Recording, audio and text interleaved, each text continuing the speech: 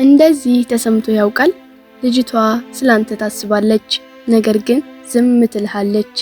ፈገግ ትላለች፣ ነገር ግን ፈገግታዋ ስሜቷን አይገልጽም።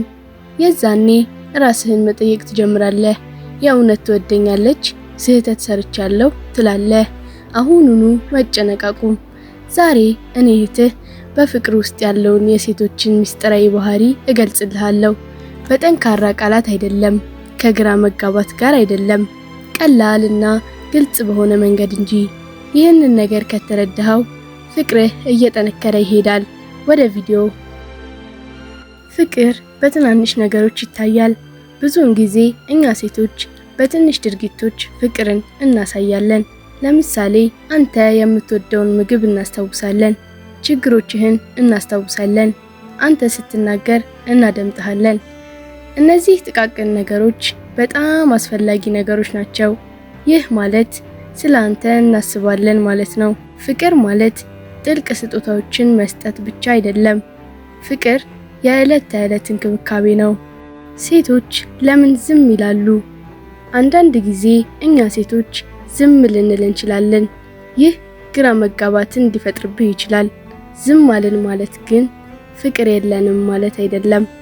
ምክንያቱም ምናልባት በጥልቀት እናስብልህ ይሆናል። ብዙ ስሜቶች ሊሰማን ይችላል። ልባችንን ለመረዳት ጊዜ ያስፈልገን ይችላል። ዝም ስንል ታገሰን፣ አትጩ፣ አትቸኩል። ምክንያቱም ትዕግስት ፍቅርን ያሳያል። ከመናገር በላይ ተንከባከባት። ብዙውን ጊዜ እኛ ሴቶች ከመናገር የበለጠ እናስባለን።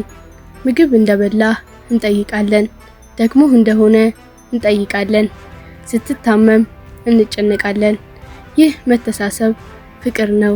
ስሜትን በመጠቀም ፍቅርን እናሳያለን። ደህንነትና ደስታ እንዲሰማን እንፈልጋለን። ጥያቄዎችን ይጠይቁሃል። የዛኔ እምነትህን አሳያቸው። አንዳንድ ጊዜ እኛ ሴቶች ብዙ ጥያቄዎችን እንጠይቃለን። አንተ እንዴት ምላሽ እንደምትሰጠን እንመለከታለን። ይህ አንተን ለመቆጣጠር ሳይሆን ደህንነትን እንዲሰማን ለማድረግ ነው። አንተን በደንብ ማወቅ እንፈልጋለን።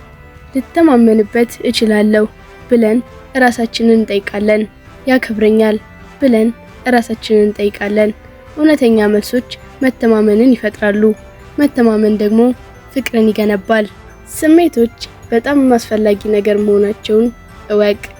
እኛ ሴቶች ጥልቅ ስሜት ይሰማናል። ስሜታዊ ግንኙነት እንፈልጋለን። ደግነት እንወዳለን። አክብሮት እንወዳለን። በጥሞና ካዳመጥከን ፍቅራችን ያድጋል። በደግነት ከተናገርከን ፍቅራችን ያድጋል። እውነተኛ ከሆንክልን ፍቅራችን ያድጋል። ምክንያቱም ፍቅር ስሜት እንጂ ኃይል አይደለም። ክፍተት ፍቅርም ነው። አንዳንድ ጊዜ እኛ ሴቶች ክፍት ቦታ እንፈልጋለን። ይህ ማለት ፍቅራችን አቆመ ማለት አይደለም። ትንሽ ክፍተት በመካከላችን ሲፈጠር መረጋጋት እንዲሰማን ይረዳናል። ይህ ክፍተት በግልጽ እንድናስብ ይረዳናል። ክፍተትህን ስታከብር ብስለትህን ታሳያለህ። እውነተኛ ፍቅርን ታሳያለህ። በፍቅር እንዴት ምላሽ መስጠት እንደሚቻል ወቅ። ታገስ፣ ደግሁን፣ የበለጠ አድምጥ፣ በቀስታ ተናገር። ፍቅርህን አታስገድድ፣ አትቸኩል። ምክንያቱም ፍቅር በዝግታና በጠንካራ ሁኔታ ነው የሚያድገው። እኛ ሴቶች ፍቅርን በየዋህነት እናሳያለን።